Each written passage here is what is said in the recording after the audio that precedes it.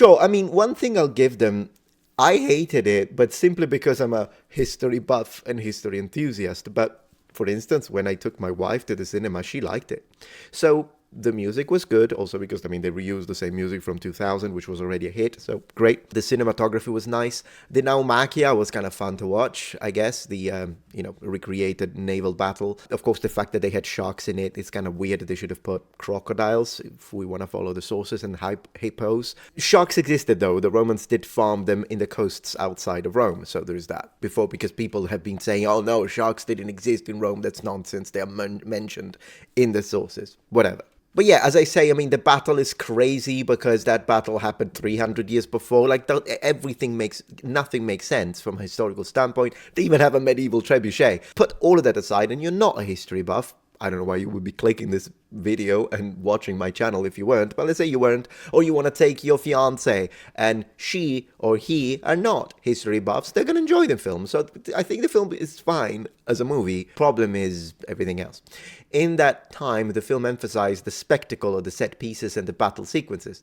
Geta and Caracalla are interesting characters, so their conception debacle may have been an interesting watch. I disagree. But the dialogue scene may not have been in the scope of what Gladiator II was trying to accomplish. Right. Oh, let's see some of the comments. I'm going to have fun.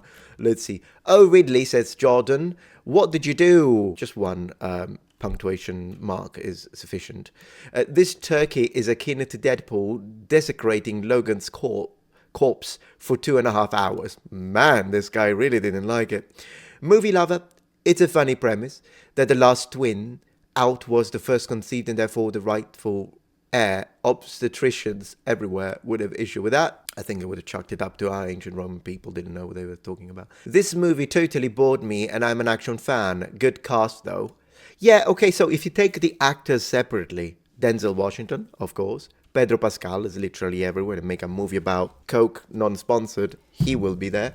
So, yeah, at the end of the day, the actors are great. It's not like the acting department was lacking. Ella says, it might have improved the movie. Dreadful waste of money. Oh my gosh, I'm not the only one who was pissed, I guess. Character development would have made this movie come closer to the original. We are asked to accept Lucius as a leader, and yet there is no dialogue or event that distinguishes him any more than a man thrust into a situation that requires a desire to survive.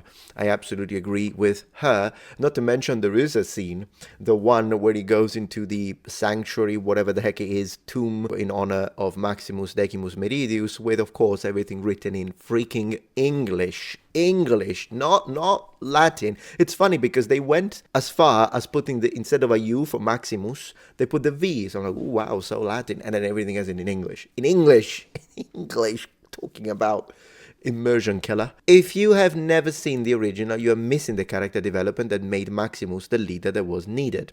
I agree. Just because Ridley Scott has the following he commands, he didn't do that in Gladiator II, and consequently the film is a disappointment. Denzel Washington was fleshed out, and his amazing acting makes him the only highlight of what is clearly Scott's ego trip. Man, he's going... I mean, I don't know if it's Scott's ego trip. I can't stand Ridley Scott, so probably... If Elizabeth is saying this, you might be thinking, well, maybe Elizabeth is exaggerating, why is she attacking this old man? Well, here's the thing, Ridley Scott, I have a dedicated video when I'm dissecting this interview that Ridley Scott had when he was receiving some, I wouldn't even call it backlash, it was just some constructive criticism in an extremely polite manner when it comes to his movie Napoleon. Yeah, the one where the cannonball shoots the nose of the Sphinx, which makes absolutely zero sense since you've got drawings that represent the Sphinx that predate quite a long time Napoleon, and the nose is already gone, so it clearly wasn't the cannons from Napoleon. Whatever, that is another movie that didn't go very well with the public, and historians were pointing out. But then again, I remember this historian, and he was very polite. He was saying, like, "Sir, fantastic movie, you did such a good job, but maybe I was wondering why this choice, since historically this is what happened, and I think, did you do that because you wanted to have a better character development? Do you think it was better for the plot?" Like, it was extremely polite. And Ridley Scott replied by saying, "Historians, were you there? No? Then shut the F up. You absolute arrogant idiot. I cannot stand Ridley Scott. Okay, I can't stand him, so keep this in mind. Whenever I review anything that has to do with Ridley Scott, I will bring in my bias, proudly so, against the man."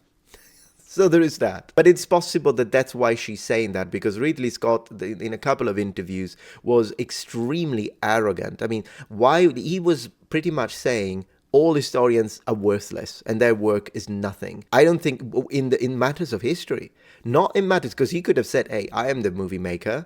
I'm the movie maker. I know how to make an interesting movie. That would have still been arrogant, but at least it would have had a point, because he could have said, I make a lot of millions, so whatever choice I made is right.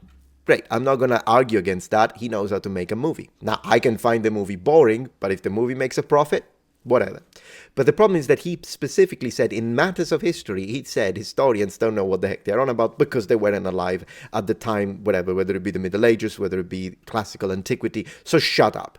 That's horrible, because it would be the same as me, and I don't know how to make a movie. I'm not a movie maker. I'm a customer, so I can say, as someone who's watching, I didn't like it, but as someone, I don't know how to make a movie, so I'm not going to tell a movie maker, you don't know what you're doing with, say, the photography, with that kind of stuff. I just complain about the history. Or I say those things that I am allowed to say as a customer, as a viewer, because I'm watching this movie supposed to entertain me. If I find it boring, then yeah, I can voice my concern, but I don't know how to construct a movie, from how to do the photography, for example. I haven't got a clue. I haven't studied photography. I wouldn't go to a mathematician telling them that their equations are wrong and they need to shut up because I disagree with whatever the heck it is. Therefore, the fact that he thinks that all historians are worthless and yet he makes movies about history, we should be thankful for historians, because that's how you know what we know about history and ancient Rome that inspired you to then make the movies that made you a fortune, Mr. Scott. So if I were you, I would be grateful towards historians. Anyways.